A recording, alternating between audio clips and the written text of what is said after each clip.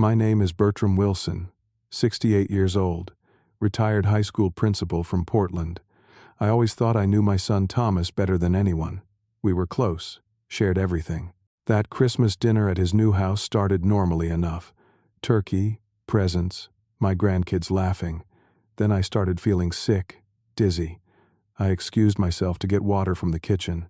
What I found behind that pantry door changed everything. I never thought I would have to call 911 on my own flesh and blood. If you are watching this, please let me know where you are viewing from.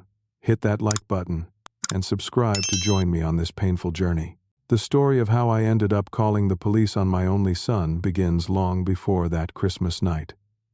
My wife Margaret passed away 5 years ago after 40 years of marriage.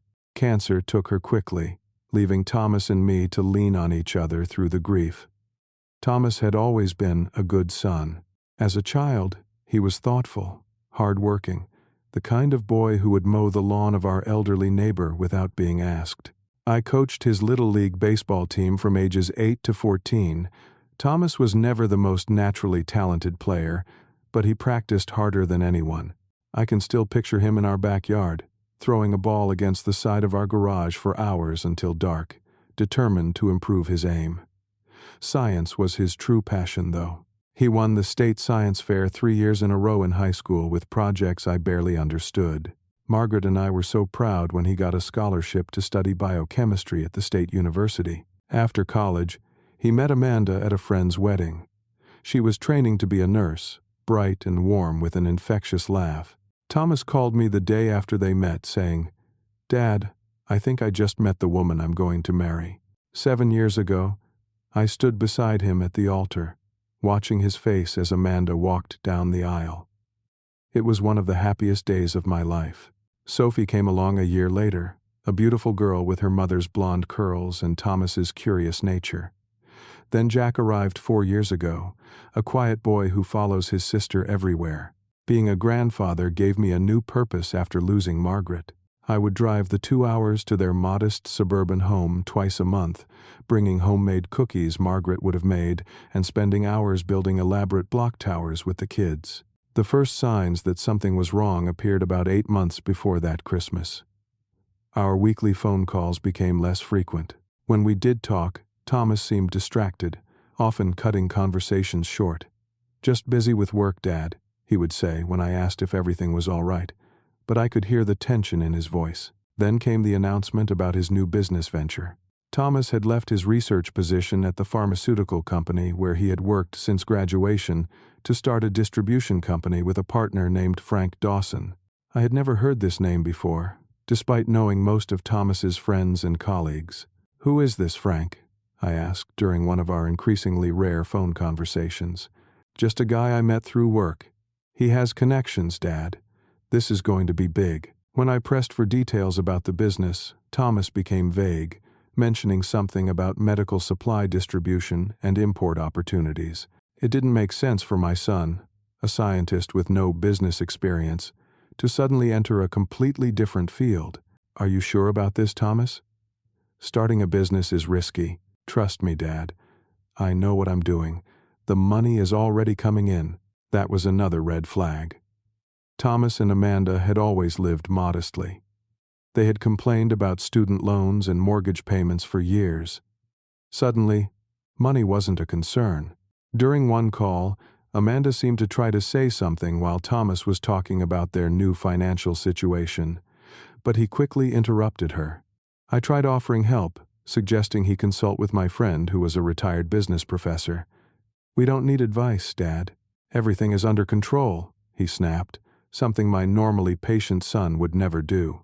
3 months before Christmas, Thomas called to say they had bought a new house in Lakeside Estates, the most exclusive neighborhood in their city. Houses there started at 7 figures. On a researcher's salary and with a new, unproven business, it made no financial sense. "Thomas, are you sure this is wise? What about your savings, the kids' college funds?" "Dad, you need to stop worrying. The business is doing better than I ever imagined. We can afford this and much more." When he texted photos of the new house, I hardly recognized it as a place my son would choose. It was enormous, ostentatious, with marble columns at the entrance and a circular driveway. Thomas had always valued education and experiences over material possessions. This sudden change in values alarmed me deeply. The invitation to spend Christmas at their new home came with an undercurrent of tension. "You'll see how well we're doing, Dad," Thomas said, sounding like he was trying to prove something. I packed my old station wagon with carefully wrapped presents for Sophie and Jack. I bought Thomas a leather-bound edition of his favorite childhood book, The Call of the Wild, hoping it might reconnect him with the person he used to be. For Amanda, I brought a hand-knitted scarf Margaret had made before she died, saved for a special occasion. I drove those 2 hours with a growing sense of unease, trying to convince myself that perhaps I was just being an overprotective father, unable to see his son as the successful adult he had become. The GPS directed me to turn into a gated community with a uniformed guard who checked my name against a list before allowing me to enter. I had never visited a home that required security clearance before. The houses along the winding road were set far back from the street, each one larger and more imposing than the last. When I pulled into the circular driveway of Thomas's new address, I had to double-check the house number. The structure before me looked like something from an architectural magazine or a celebrity home tour. 3 stories of glass and stone with perfectly manicured landscaping and outdoor lighting that highlighted every expensive feature. In the driveway sat a black Mercedes SUV and a sleek red sports car I didn't recognize. Thomas opened the door before I could ring the bell. "Dad, you made it!" His hug felt familiar, but his appearance had changed dramatically. Gone was his casual style, replaced by a designer sweater and expensive-looking slacks. His hair was styled differently, and he wore a gold watch that caught the light as he moved. "Nice cars," I commented as he helped me with my bags. "The Mercedes is Amanda's. The Porsche is mine," he said casually, as if buying vehicles worth more than his previous house was normal. Inside, the house was even more impressive and impersonal. Soaring ceilings, marble floors, and artwork that looked valuable but had no personal connection to the Thomas and Amanda I knew. No framed finger paintings by the kids or family photos. It looked like a model home staged for sale, not a place where people actually lived. Amanda greeted me with a hug that felt slightly stiff. "Welcome, Bertram. We're so glad you could join us." She looked thinner than when I had last seen her 6 months earlier, and there was a tightness around her eyes. She wore an expensive-looking black dress with long sleeves despite the heat from the roaring fireplace. "Grandpa!" Sophie came running down the curving staircase, Jack trailing behind her. Their genuine enthusiasm was a relief. I knelt down to their level, enveloping them both in a hug that felt like the only real thing in this strange new environment. "I lost another tooth," Sophie announced, showing me the gap in her smile. "And I can read now," Jack said quietly. "That's wonderful," I told them, noticing how they both kept glancing back at their father as if seeking approval for interacting with me. Thomas had never been a strict parent before. As Amanda led me to the guest room, I noticed her sleeve rode up slightly, revealing a purplish bruise circling her wrist. She quickly pulled the fabric down when she saw my gaze. "That looks painful," I said cautiously. "It's nothing." I bumped into a door. She replied too quickly, not meeting my eyes. The guest room was like a luxury hotel suite, with a king-sized bed and an attached bathroom larger than my entire master bedroom at home. I unpacked slowly, trying to process what I was seeing. When I returned downstairs, I found Thomas on his phone in the living room, speaking in a hushed, urgent tone. "I told you, not today," we agreed. "Yes, I understand the urgency, but..." He noticed me and immediately ended the call. "Sorry about that, Dad. Business never stops." "On Christmas Eve?" I asked. "Global markets, you know." He smiled unconvincingly. "Drink?" "I have an 18-year-old Scotch you'll love." Before I could answer, the doorbell rang. Thomas's body language changed instantly, becoming tense and alert. "I'll get it," he said sharply when Amanda moved toward the door. Through the window, I saw a black SUV with tinted windows idling at the curb. 2 men in dark clothing spoke briefly with Thomas at the door, never entering the house. One handed him a small package, which he quickly pocketed. The entire interaction lasted less than 30 seconds. "Delivery," Thomas explained upon returning, offering no further details. Throughout the evening, Amanda seemed to be walking on eggshells, constantly checking Thomas's expression before speaking. She jumped when he set his glass down too hard on the marble countertop. During a moment alone, while Thomas was showing the children something in another room, I gently asked, "Amanda, is everything all right?" Her eyes darted to the doorway. "Everything's fine. Thomas is under a lot of pressure with the business taking off so quickly." "What exactly is this business?" Thomas has been vague about the details. "Medical supplies," she said, repeating the same unclear explanation Thomas had given. "Frank Dawson has connections with overseas manufacturers. It's all perfectly legitimate." The way she emphasized the last word made it sound like she was trying to convince herself as much as me. Later that evening, I overheard Thomas and Amanda arguing in hushed tones in their bedroom as I passed by on the way to check on the children. "You need to be careful tomorrow," Amanda was saying. "Your dad notices things." "He has no idea," Thomas replied, "and he's not going to find out. Just act normal." The last shipment was almost discovered. Frank said we need to be more cautious. "Frank worries too much. Everything is under control." I moved away quickly as their voices grew louder, my concern deepening. What shipment? What was Frank worried about being discovered?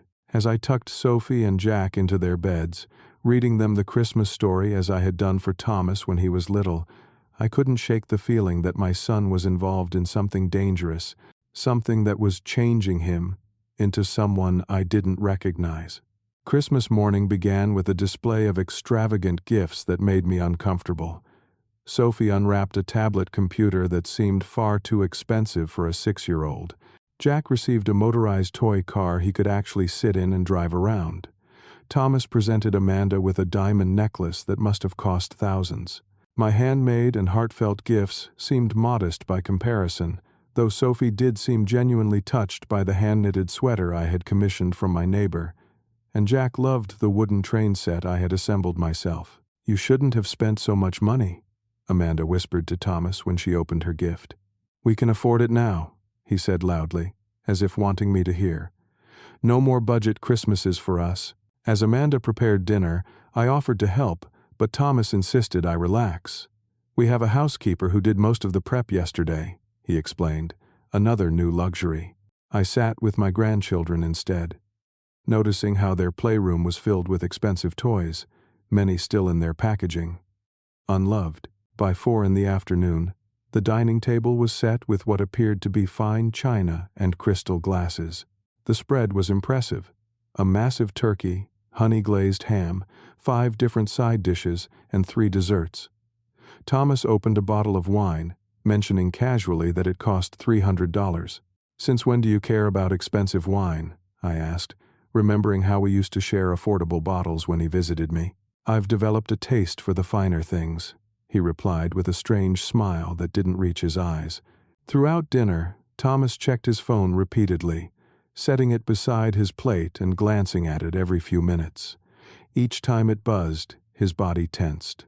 Amanda maintained a stream of superficial conversation about the children's school and neighborhood events, never touching on anything substantial. The children were unusually quiet, eating silently and watching their father. Jack flinched when Thomas reached across the table for the salt, a reaction that broke my heart. Children should never be afraid of their parents' movements. "So, Thomas," I said, trying to understand what was happening with my son, "tell me more about this partnership with Frank Dawson. How did you two meet exactly?" Thomas's knuckles whitened around his fork. Through mutual connections, he recognized potential in me that was being wasted at Meridian Pharmaceuticals. "What kind of medical supplies do you distribute?" "Specialty items. It's complicated." He took a large swallow of wine. "The business details would bore you, Dad." "I'm interested. Humor your old man." Amanda jumped in. "Thomas has been working such long hours. Let's not talk business on Christmas." I nodded, shifting tactics. I was reading in the paper about those drug arrests near the harbor last week. Quite the operation they uncovered. They said the dealers were using legitimate businesses as fronts, Thomas's reaction was immediate and alarming. His face flushed, and he set his glass down with enough force that wine sloshed over the rim. "What are you implying?" "Nothing at all," I said calmly. "Just making conversation about the local news." "That's not conversation, that's insinuation," he snapped. Amanda placed a hand on his arm. "Thomas, please." He shook her off. "No. I want to know why my father is suddenly interested in drug busts while questioning me about my business." "I'm not questioning anything," I said, increasingly concerned by his defensive behavior. "I'm just trying to understand this sudden change in lifestyle. Because I'm finally successful? Because I can finally provide for my family properly? Is that so hard to believe?" His voice rose with each question. "Of course not. I'm proud of any legitimate success you achieve." I emphasized the word, watching his reaction. Thomas's face darkened. "Frank Dawson is a business genius. You don't know what you're talking about." "I don't know because you won't tell me," I pointed out. "Who exactly is Frank Dawson? Why have I never met him if he's so important to your life now?" "You don't get to interrogate me in my own house." Thomas slammed his hand on the table, causing all the dishes to rattle. Sophie began to cry quietly. "Daddy, you're being scary," she whispered. Instead of comforting his daughter, Thomas turned his anger toward her. "Stop crying right now. Grown-ups are talking." Sophie's little hand trembled as she reached for her water glass, accidentally knocking it over. Water spread across the table, dripping onto the floor. Thomas exploded. "Are you serious right now? Do you have any idea how much this tablecloth cost? How can you be so careless?" The little girl's face crumpled as Thomas continued his disproportionate tirade. Amanda quickly dabbed at the spill with her napkin, her movements frantic. "Thomas," I interjected firmly, "it was an accident. She's just a child. Stay out of this, Dad. This is my house, my rules." Jack had begun to cry too now, silently, tears streaming down his face as he looked at his sister. Amanda looked trapped between defending her children and appeasing her husband. As this scene unfolded, I began to feel physically ill. My heart raced uncomfortably, a cold sweat broke out on my forehead, and nausea rose in my throat. The combination of Thomas's inexplicable behavior, the obvious fear in my grandchildren, and the tense atmosphere became overwhelming. "Are you okay, Bertram?" Amanda asked, noticing my discomfort. "I just need some water," I said, standing up unsteadily. "And a moment." "Bathroom is down the hall," Thomas said dismissively, still glaring at Sophie. "I'll just get some water from the kitchen," I replied, needing space from the dining room tension. "Please don't let me interrupt." As I walked away, I heard Thomas beginning to lecture Sophie about respect and the value of things. His voice contained none of the patience and gentleness he had always shown as a father before. Whatever was happening in this house went far beyond a simple change in financial circumstances or career. My legs felt weak as I made my way to the kitchen, partly from the physical symptoms I was experiencing, and partly from the emotional shock of seeing my son transformed into someone unrecognizable. I needed to understand what was happening, for the sake of Amanda and those children. Something was very wrong in this perfect-looking house, and I was beginning to fear just how wrong it might be. The kitchen was empty and eerily quiet compared to the tension of the dining room. State-of-the-art appliances gleamed under recessed lighting, and marble countertops stretched across the spacious room. Everything looked pristine, untouched, like a kitchen in a showroom rather than one where a family cooked together. I leaned against the counter, trying to steady my breathing. The nausea hadn't subsided, and my heart continued to race uncomfortably. Opening a few cabinets, I searched for a glass. The third cabinet I tried was filled not with glassware, but with a stack of strange packages wrapped in brown paper and secured with tape. They seemed out of place in a kitchen, especially one so meticulously organized. As I closed that cabinet and continued my search for a glass, I noticed the pantry door was slightly ajar, a sliver of light visible through the crack. Something about it drew my attention. Perhaps it was the way the door seemed heavier than a normal pantry door, or how it didn't align perfectly with the frame. I found a glass in the next cabinet, filled it with water from the refrigerator dispenser, and took several long sips. The cold water helped clear my head, but did nothing to dispel my growing sense of unease. After a moment's hesitation, I walked toward the pantry door and gently pushed it open. At first glance, it appeared to be a normal, if exceptionally well-stocked, pantry.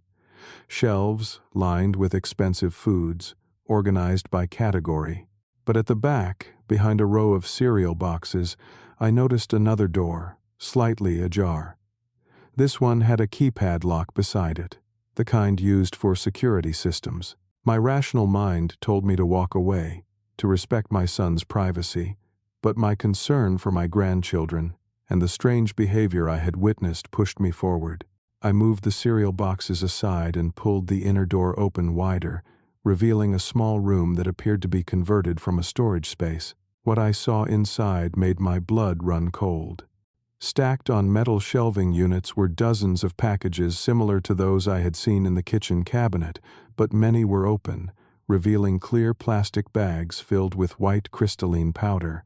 On a table in the center of the room lay an electronic scale, small plastic bags, and what appeared to be pharmacy labels. Next to these sat stacks of cash bound with rubber bands.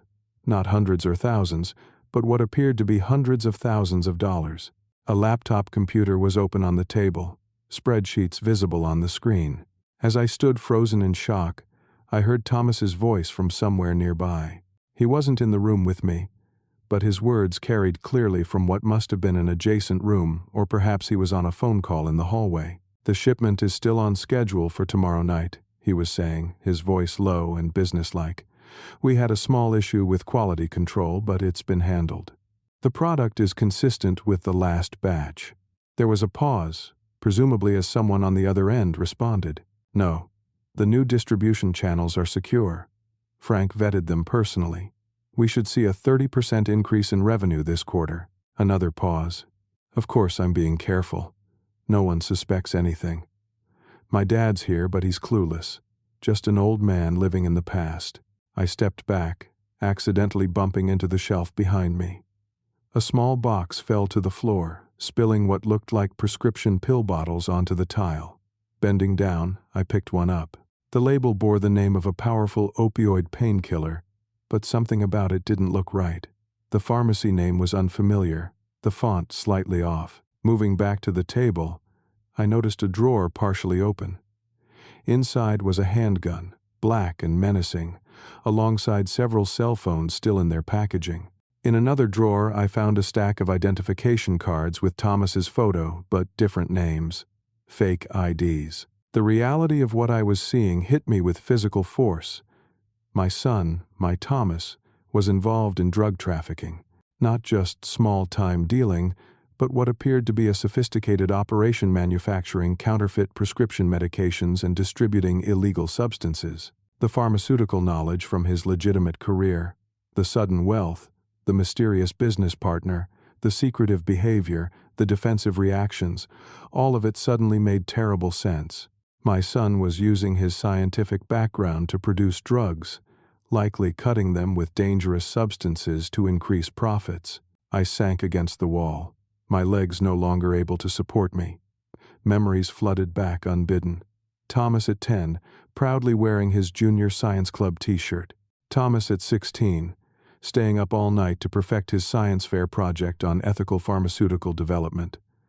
Thomas in his graduation cap and gown, speaking passionately about using his knowledge to help people. Where had that son gone? What had happened to turn him toward this dangerous, destructive path? The money explained the house, the cars, the watches and designer clothes. But at what cost?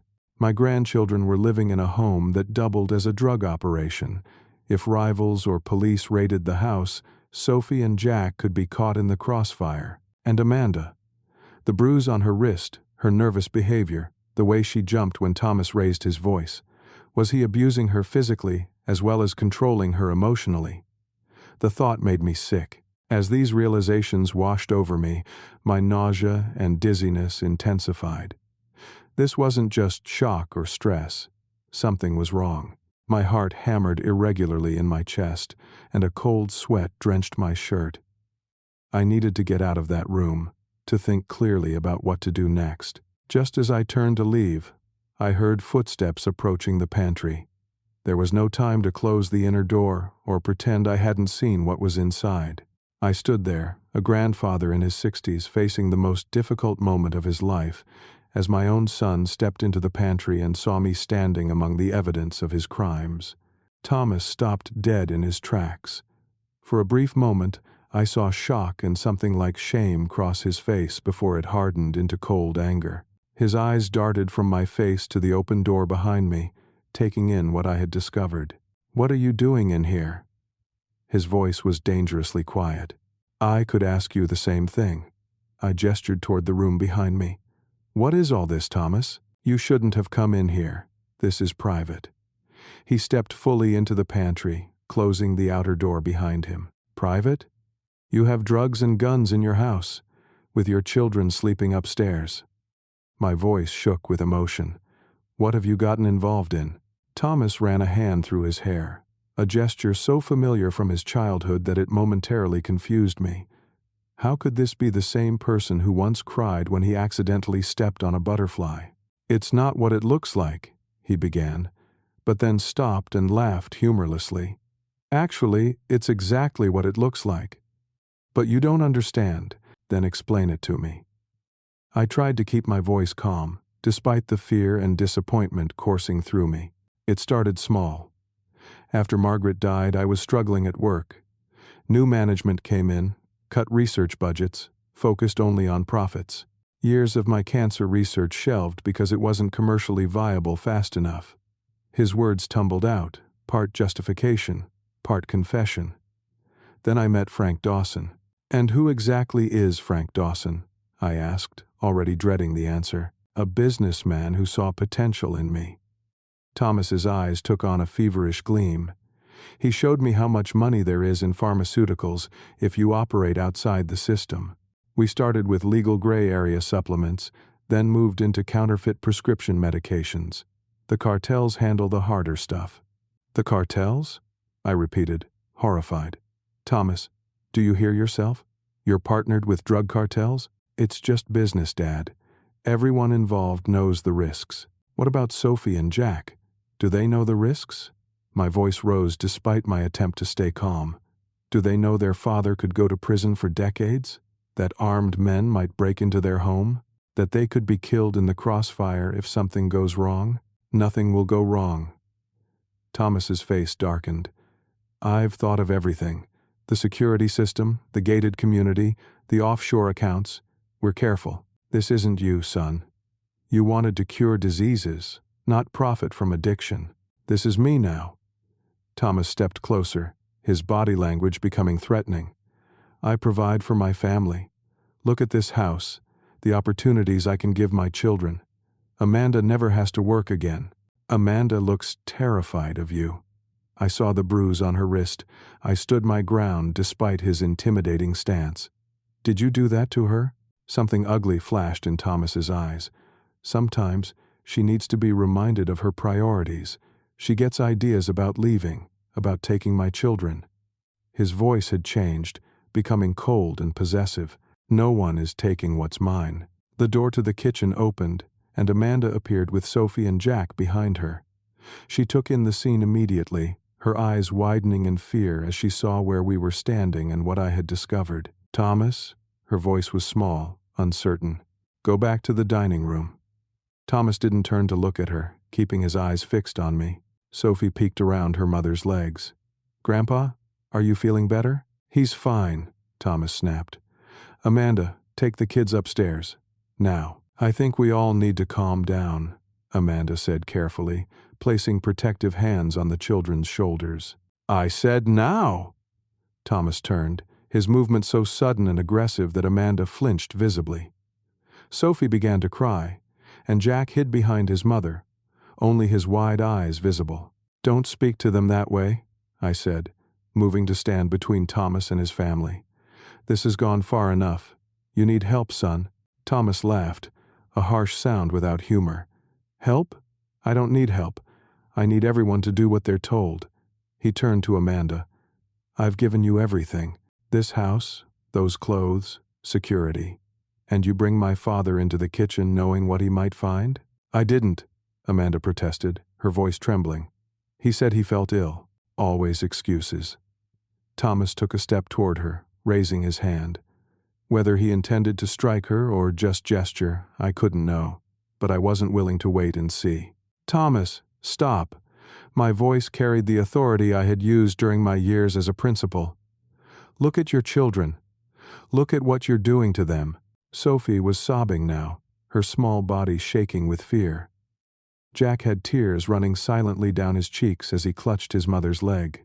These were not children growing up in a healthy, loving home, regardless of its size or cost. For a moment, something like awareness seemed to penetrate Thomas's anger. He looked at his children as if seeing their fear for the first time, but then his phone rang, shattering the moment. He glanced at the screen. "I need to take this. It's Frank. Don't any of you move." He stepped back into the room with the drugs, closing the door partially but not completely. I could hear him speaking in urgent, hushed tones. "Yes, we're still on schedule. No, there's a situation here I need to handle first. Family matter." While Thomas was distracted, I moved quickly to Amanda's side. "Take the children to your car," I whispered. "The keys are in your purse?" She nodded, eyes wide with fear and hope. "Get them out of here. Go to a hotel, pay cash. I'll call the police." "He'll kill us if we try to leave," she whispered back. "He's threatened it before." "I'll handle Thomas. Those children can't stay here another minute." I looked into her eyes, willing her to find the courage I knew she had. "Amanda, that bruise on your wrist isn't the first, is it?" Tears filled her eyes as she shook her head. "Then you know this isn't going to get better. It's going to get worse." She took a deep, shuddering breath and nodded. "When I open the front door, the alarm will sound on his phone. I'll keep him occupied. Go now, quickly and quietly. Take only what you absolutely need." As Amanda gathered the whimpering children and slipped out of the kitchen, I heard Thomas end his call. I positioned myself in the pantry doorway, blocking his view of the kitchen and the hallway beyond, where I could hear Amanda whispering urgently to the children. Thomas emerged from the hidden room, his face now set in cold determination. "Where are they?" "Gone to get their coats," I improvised. "It's cold in here." His eyes narrowed suspiciously. "The heat is set to 72. Before he could push past me, I decided to confront him directly. "I know everything now, Thomas. The drugs, the counterfeit medications, your connection to Frank Dawson. It stops today." His face contorted with rage. "You don't tell me what stops. This is my life, my business. It's illegal and dangerous, and it's destroying your family." Thomas's phone buzzed with an alert. He glanced down, his expression changing to fury as he saw the notification from the home security system. "Front door opened," he read aloud, then looked up at me with pure hatred. "What have you done?" He tried to push past me, but I stood firm. At 68, I wasn't as strong as my 35-year-old son, but desperation gave me strength. We grappled in the pantry doorway, knocking cereal boxes and canned goods to the floor. "They're leaving you, Thomas," I told him as we struggled. "And if you don't get help, you'll lose them forever." "No one leaves me," he shouted, landing a glancing blow to my shoulder that sent pain shooting down my arm. I managed to reach into my pocket where my cell phone was, my fingers finding the emergency call button. As Thomas shoved me against the pantry shelf, I pressed and held the button, activating the emergency call feature. The sound of the 911 operator's voice emanating from my pocket made Thomas freeze momentarily. 911? What's your emergency? Help! I shouted toward the phone. 911 Lakeside Estates. Drugs. Domestic violence. Thomas lunged for the phone, but the call had already connected. In his rage, he grabbed me by the shirt collar, slamming me against the wall hard enough to knock the breath from my lungs. "You called the police on me? Your own son?" His face was inches from mine, distorted with fury. "Do you know what they do to people in prison? Is that what you want for me?" "I want my son back," I gasped. "Not this person you've become." He drew back his fist, but before he could strike me, Amanda appeared in the kitchen doorway. In her hand was a heavy cast-iron skillet. "Let him go, Thomas," she said, her voice stronger than I had heard it all day. It's over. Thomas turned, momentarily distracted. You came back? Where are my children? Safe, away from you. Amanda's hands trembled, but her stance was determined. Step away from Bertram now. Thomas laughed harshly. Or what? You'll hit me with a frying pan after everything I've given you? You've given me bruises and fear, Amanda replied. You've turned our home into a drug den. You've terrified your children. Let Bertram go now. I used Thomas's distraction to push him away, creating space between us. I could hear sirens in the distance, growing louder. They're coming for you, I told my son. It's finished. Thomas's expression shifted from rage to panic as the reality of his situation began to dawn on him. Dad, you have to call them off. Say it was a mistake. It wasn't a mistake. You need help, Thomas. Professional help. The sirens grew louder, and flashing lights became visible through the kitchen window. Thomas made a desperate move toward the hidden room, perhaps thinking of escaping or destroying evidence, but Amanda and I blocked his path. Please, Thomas, Amanda pleaded. Don't make this worse. Think of Sophie and Jack. For a brief moment, my son's face crumpled, a glimpse of the person he used to be showing through the hardened criminal he had become. Then the front door burst open, and police officers rushed in, weapons drawn. Police! Everyone on the ground! I raised my hands slowly, identifying myself. I made the call. The drugs are in that room. I pointed to the hidden door behind the pantry. My son is unarmed. Thomas didn't resist as the officers handcuffed him. He looked suddenly smaller, diminished, as they led him out to the waiting police car. As he passed me, he whispered, "How could you do this to me?" "I did it for you," I answered quietly. "And for Sophie and Jack." The next hours passed in a blur of police statements, evidence collection, and devastating revelations. The officers found over $2 million worth of counterfeit prescription medications and illegal drugs in the hidden room. The cash totaled nearly $300,000. The gun was loaded and unregistered. As dawn broke on the day after Christmas, I sat in a plastic chair at the police station, waiting while Amanda gave her statement about the domestic abuse she had suffered. The children were with a victim advocate in another room, likely confused and frightened by the sudden upheaval in their lives. My heart felt physically broken as I contemplated what lay ahead. My son faced serious federal charges, my grandchildren had witnessed their father's arrest, and I had been the one to make the call that set these events in motion. Despite knowing I had done the right thing, the weight of that decision sat heavy on my soul. The days immediately following Thomas's arrest were a blur of legal consultations, social services meetings, and emotional trauma. Amanda and the children came to stay at my house, away from the mansion that had never really been a home. The first night, none of us slept much. Sophie had nightmares, calling out for her father despite her fear of him. Jack barely spoke, communicating mostly through nods and headshakes. Amanda's physical injuries were documented by a doctor. Beyond the bruise I had seen on her wrist were others in various stages of healing across her back and arms. Thomas had been careful to leave marks where they wouldn't be visible, a common tactic of abusers. The psychological damage, however, was evident in her jumpiness, her constant apologizing, and her difficulty making even simple decisions without seeking approval. "When did it start?" I asked gently on the second night, after the children were finally asleep. We sat at my kitchen table, the same one where Thomas had done his homework decades ago. Amanda cradled a mug of tea between her palms as if drawing warmth from it. "About a year ago," she said quietly. "When he first met Frank Dawson, Thomas changed almost overnight. At first it was just verbal. Criticism, control, isolating me from friends. Then came the pushing, then the hitting." She stared into her tea. "I should have left sooner." "Don't blame yourself," I told her. "You were trapped and afraid. I stayed for the children. I thought having their father was better than no father at all." Her voice broke. I was wrong. The preliminary hearing was set for 3 days after Christmas.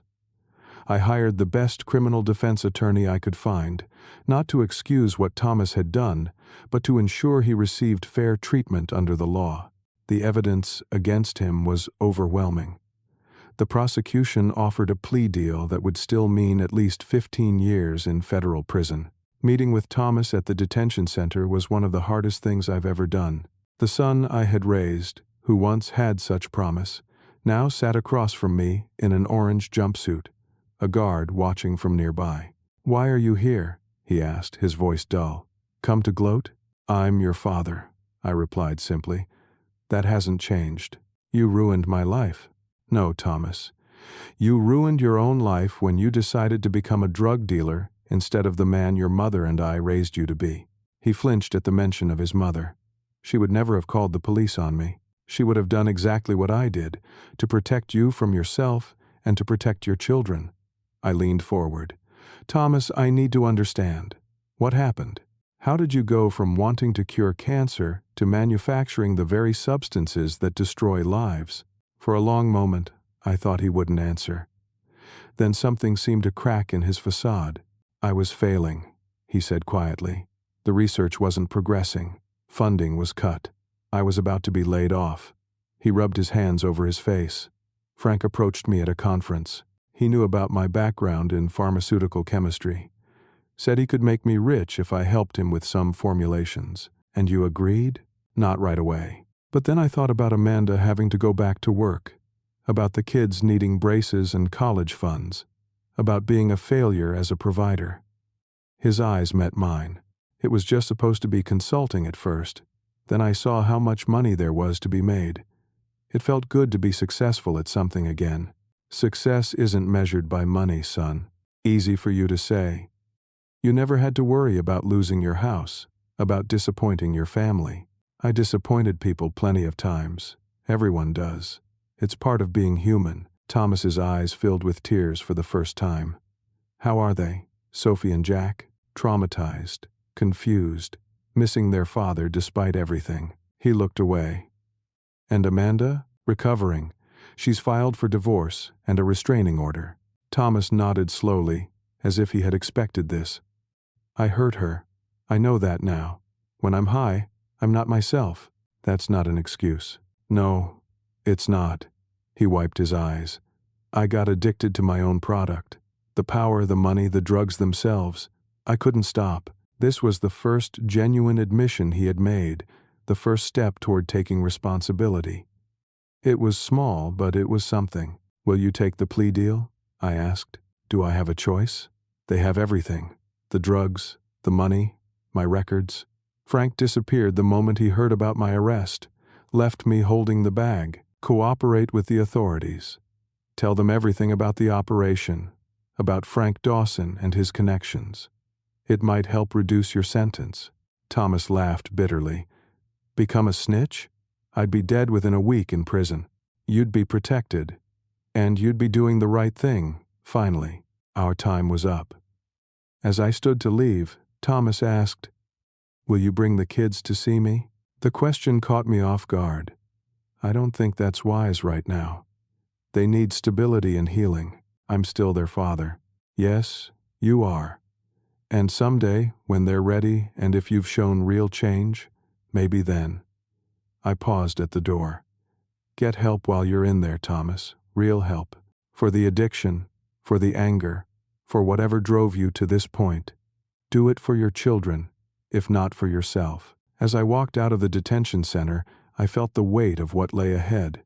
Amanda would need support rebuilding her life, finding work again, processing her trauma. The children would need therapy, stability, and reassurance. And I would need to find a way to balance supporting them with maintaining some connection to my son, despite his crimes. The next week brought more challenges. The media discovered Thomas's arrest, and the story made local headlines.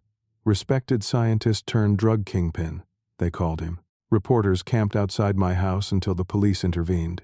Sophie's school called, concerned about her emotional state and nightmares. Jack had started wetting the bed, a regression triggered by trauma. Amanda and I sat down with a family lawyer to discuss custody arrangements and the divorce proceedings. She was determined that the children would have no contact with their father until a therapist deemed it appropriate. I supported her decision, painful though it was. "What will you do next?" I asked her after the meeting. "Go back to nursing if I can," she replied. "We'll need the income, and it's work I love." Her voice grew stronger as she spoke. I want to specialize in addiction treatment. Maybe help others like Thomas. Her resilience amazed me. Despite everything she had endured, she was thinking of how to help others. I saw in her the strength that must have attracted Thomas before his descent into criminality and abuse. Meanwhile, I made the difficult decision to sell my house. The two-bedroom bungalow where I had lived for 40 years, where Thomas had grown up, was simply too small for 4 people. Using my retirement savings, I purchased a modest 4-bedroom home closer to the children's school. Amanda would have her own room, as would each child, and I would start this new chapter of my life at 68 years old. Thomas accepted the plea deal after his lawyer explained the mountain of evidence against him. In exchange for a reduced sentence, he agreed to provide information about his suppliers and distributors. He would serve a minimum of 12 years in federal prison, with the possibility of parole after 8 if he maintained good behavior and completed addiction treatment programs. The day he was sentenced, I sat in the courtroom alone. Amanda chose not to attend, focusing instead on helping the children settle into their new schools and routine. As the judge pronounced the sentence, I watched my son's shoulders slump. Our eyes met briefly as he was led away. In that moment, I saw not the hardened criminal he had become, but the little boy who used to run to me with skinned knees and science projects. Outside the courthouse, I was approached by a middle-aged woman whose face seemed vaguely familiar. "Mr. Wilson? I'm Laura Dawson, Frank's wife." I tensed, unsure what to expect. "I wanted to thank you," she said, surprising me. "Your son's cooperation helped the authorities locate my husband. He's been arrested in Arizona." She twisted her wedding ring nervously. "Frank destroyed many lives with his operation, including mine and our children's. What you did took courage." Her words offered a small measure of comfort. Perhaps some good would come from this tragedy after all. Perhaps other families would be spared what ours had endured. That evening, I sat with Sophie and Jack in our new backyard, helping them plant a small vegetable garden. As Sophie carefully placed a tomato seedling in the soil, she asked, "Grandpa, is Daddy a bad person?" The question I had been dreading finally arrived. I chose my words carefully. "Your daddy made very bad choices that hurt people, but inside, I believe there's still good in him. People can change if they really want to." "Will he ever come home?" Jack asked, his small hands patting soil around a pepper plant. "Not for a long time," I answered truthfully, "but he'll always be your father, and he loves you very much." "Even though he was mean to Mommy?" Sophie's perceptiveness broke my heart. "Even then. Sometimes adults get lost and forget how to be kind. Your daddy got very lost, but I hope someday he'll find his way back." As the sun set over our new garden, I watched my grandchildren playing in the dirt, finding simple joy despite all they had been through.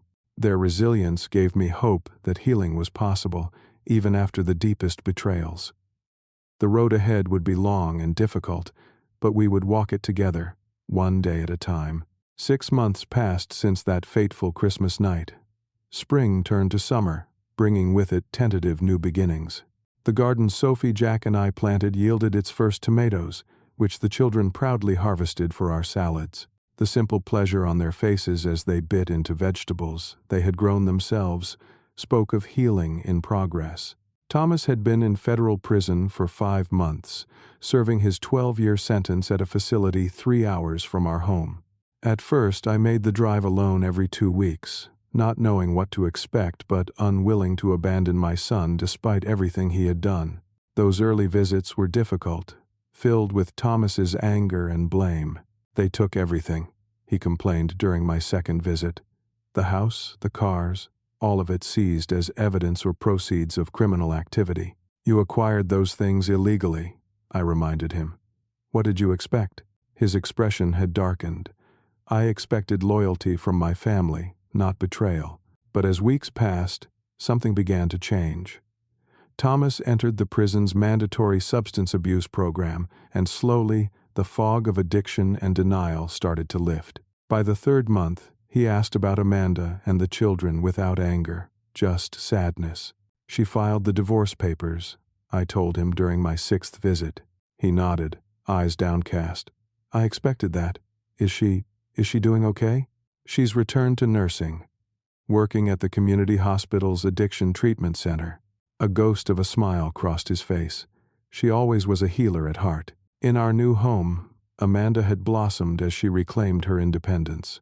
She decorated her bedroom in bright colors, wore her hair how she liked, spoke her mind freely, all things Thomas had gradually forbidden. Watching her regain confidence was like seeing a wilted plant revive with water and sunlight. The children showed progress too, though not without setbacks. Sophie's nightmares decreased with therapy, though she still occasionally woke crying. Jack began speaking more, particularly with his child psychologist, expressing his confusion and hurt through play therapy. Dr. Perez says the children are showing remarkable resilience. Amanda told me one evening as we sat on the back porch watching Sophie and Jack chase fireflies in the yard. But she recommends we wait a few more months before considering any contact with Thomas. I nodded, understanding the caution. Thomas mentions them every visit. He's collected quite a stack of letters and drawings for when they're ready. Amanda tensed slightly at the mention of communication from Thomas. Are they appropriate? No guilt trips or manipulation? Just a father missing his children, I assured her. The prison counselor reviews everything before he gives it to me.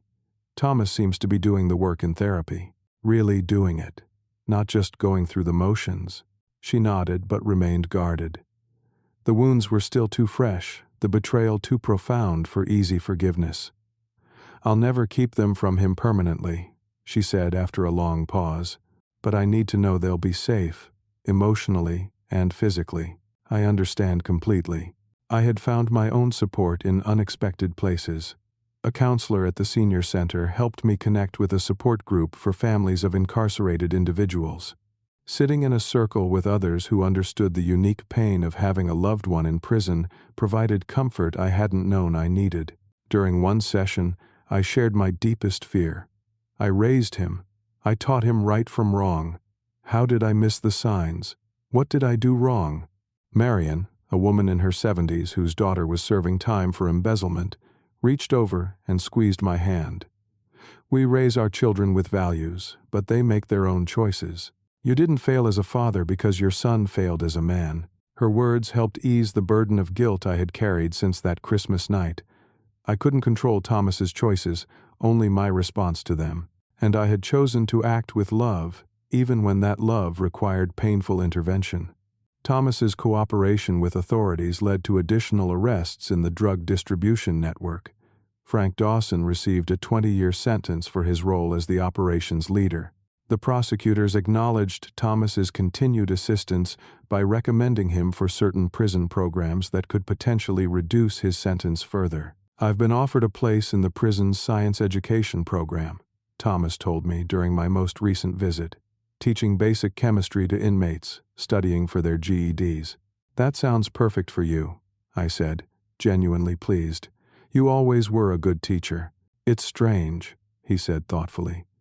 In some ways, I feel more purposeful now than I did when I was making thousands of dollars a day selling drugs. Back then, I was just chasing more money, more status. It was never enough. This was the most insight he had shown into his own motivations, a promising sign of the inner work he was doing. Mom would be so disappointed in me, he said suddenly, his voice catching.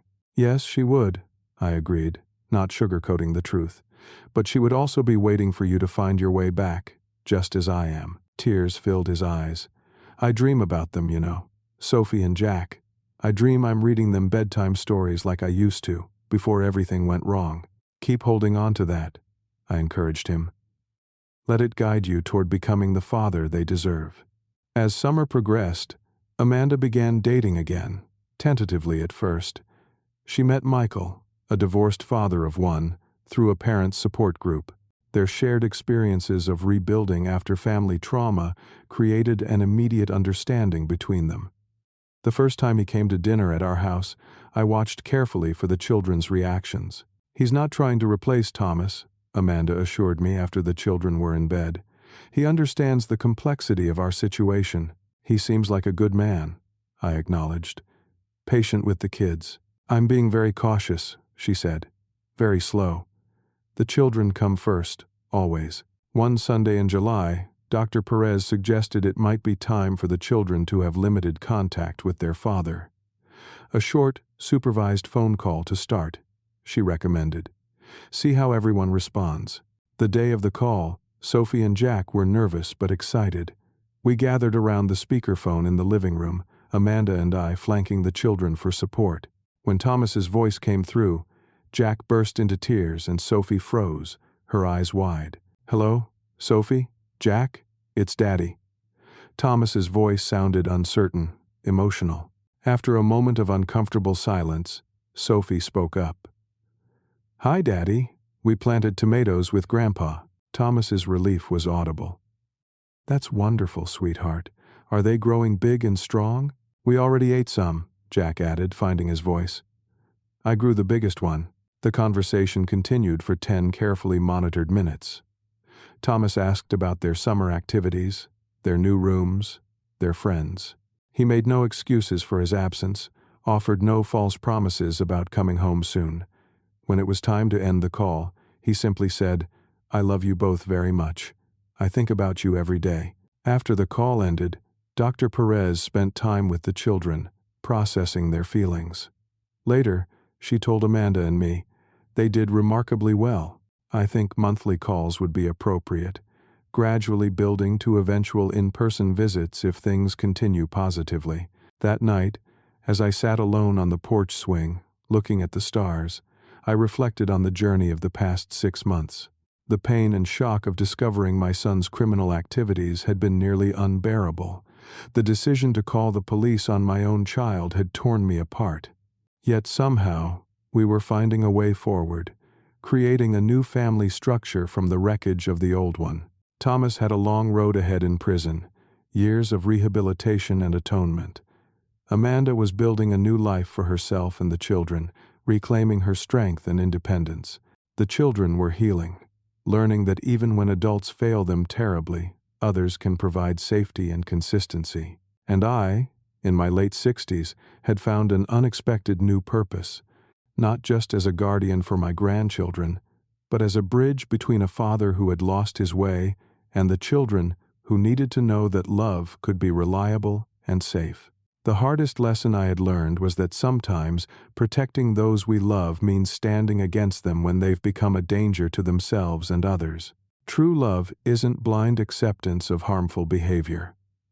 Sometimes, love means making the hardest choice possible, knowing the path to healing begins with truth, no matter how painful. As I watched a shooting star streak across the night sky, I thought about the conversation I'd had with Sophie earlier that day. "Grandpa, do you think Daddy will ever come back home to live with us?" she had asked as we watered the garden. "I don't know, sweetheart," I answered honestly. "But I do know that people can change if they work very hard at it. And no matter where your daddy lives, he'll always be your father, and you'll always be his daughter. Like you'll always be his daddy too," she said with the simple wisdom of a 6-year-old. Her words reminded me that family bonds stretch but don't easily break, even under the most terrible strain. Thomas had fallen as far as a man could fall, betraying every value I thought I had instilled in him. Yet the love remained, complicated now by disappointment and sorrow, but present nonetheless. The journey ahead would be measured in years, not months. There would be setbacks and difficult days. But as I looked at the new life taking root around me, the vegetable garden growing, the children laughing more freely, Amanda standing taller, I felt something I hadn't expected to feel again after that Christmas night. Hope. Not the naive hope that everything would magically return to how it was before. Those days were gone forever. But hope for a different future, one built on honesty, accountability, and the kind of love that demands the best from those we care about, even when it's painful. As for Thomas, only time would tell if the changes he was beginning to show would take permanent hold. But I would be there, visit after visit, year after year, holding up the mirror of truth while offering the hand of support, because that's what a parent does. Not just when it's easy, but especially when it's hard. Have you ever had to make an impossible choice to help someone you love? What would you have done in my situation? I believe sometimes the hardest decisions show the greatest love. If this story touched your heart, please leave a comment below sharing your thoughts. Don't forget to like this video and subscribe to hear more stories of family challenges and healing. Thank you for listening, and remember that even in our darkest moments, the path forward begins with a single brave step.